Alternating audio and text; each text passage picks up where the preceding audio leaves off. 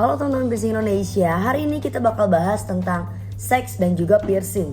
Kegiatan tindik merupakan kegiatan yang eksotis karena mungkin masuknya jarum pada tubuh manusia itu merupakan metafora dari persetubuhan manusia. Mungkin bisa dianggap seperti itu ya.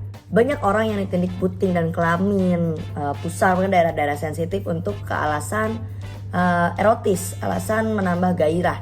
Tapi kita tidak bisa mengklaim kalau semuanya itu adalah untuk alasan erotis. Banyak alasan-alasan lain di luarnya.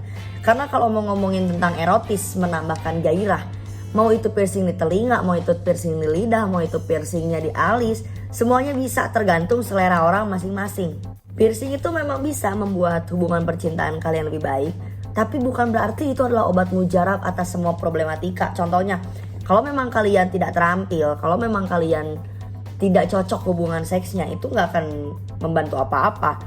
Memang mungkin piercing, kalau misalnya piercing di daerah ampalang, itu bisa membantu melebarkan ukuran si kepala penis.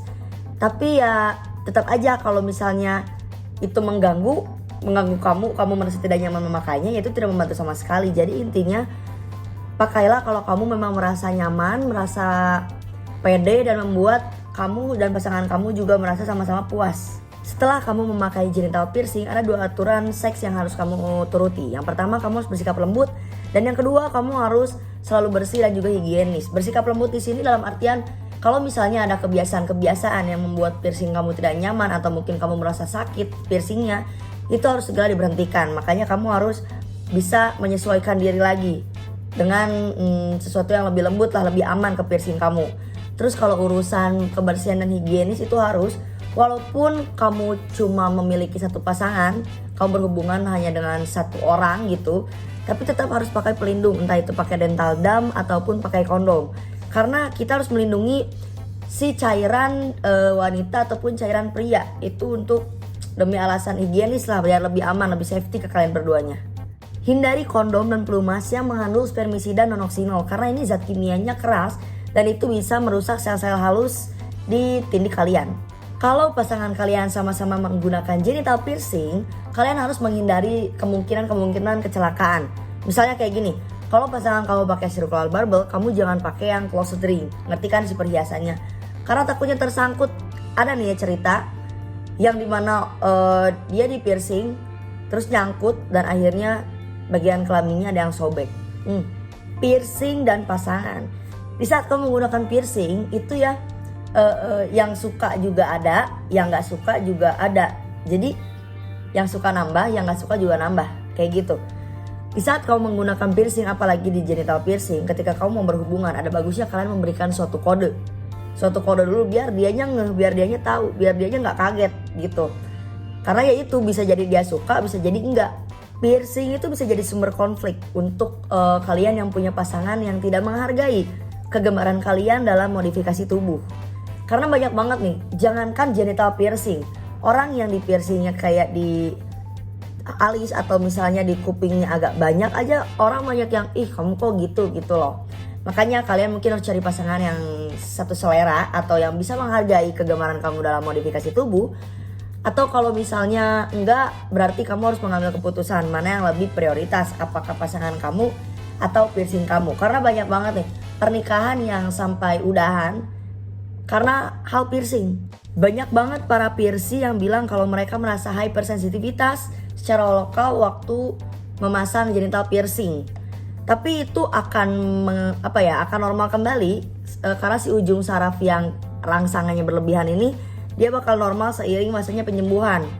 Nah, justru waktu masa sembuh, banyak perempuan yang jadinya beranggapan kayak gini, piercing itu jadi mengurangi rangsangan, katanya kayak gitu. Karena mungkin dia waktu awal di piercing di genital, dia merasakan hypersensitivitas tadi.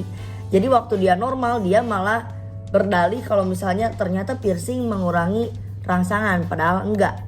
Selama tindik ini ditempatkan secara tepat dan juga sesuai standar praktik, itu nggak ada ya dasar psikologis yang bilang kalau misalnya genital piercing ini akan merusak rangsangan secara permanen. Itu nggak ada. Genital piercing di mana sih yang terbaik, entah itu untuk pria dan juga wanita, tergantung kalian genital piercing ini pemasangannya untuk apa. Apakah untuk biar terasa juga untuk lawan jenis kalian, atau mungkin untuk unsur estetika, makanya kalian aduh pengen yang semuanya cepet-cepet aja, pokoknya macam-macam. Kalau untuk perempuan, kalau kalian cari yang penyembuhannya cepat, kalian bisa pakai VCH ataupun pakai inner labia. Sedangkan kalau misalnya kalian ingin perhiasannya terasa sama pasangan kalian saat penetrasi, kalian bisa pakai outer labia ataupun bisa pakai foresheet.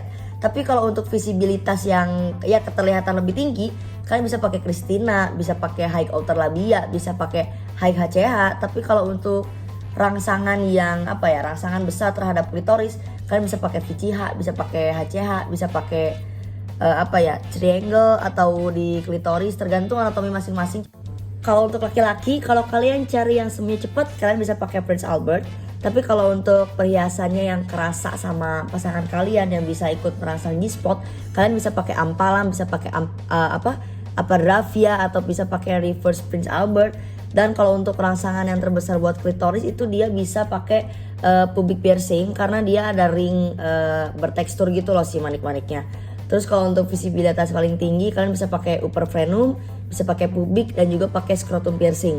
Tapi kalau untuk perhiasannya yang nggak ikut masuk waktu penetrasi, kalian bisa pakai lorum, bisa pakai scrotum, ataupun bisa pakai guiche. Tapi kalau misalnya untuk rangsangan dan juga sensasi kesenangan masing-masing, itu nggak tahu di mana karena setiap individu akan beda-beda. Jadi mungkin kalian bisa cari jenis piercing yang mungkin paling menarik buat kamu. Jadi sebenarnya fungsi piercing ini sesuai kamu inginnya dia jadi fungsi apa.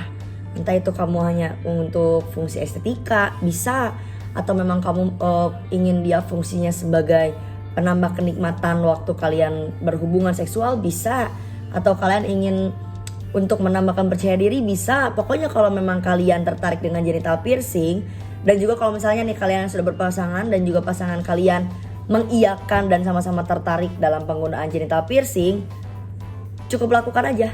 Jadi segitu informasi yang bisa aku bagikan tentang seks dan juga piercing. Semoga bisa menjawab kebingungan kalian dan juga bisa bermanfaat bagi kalian. Sampai jumpa lagi.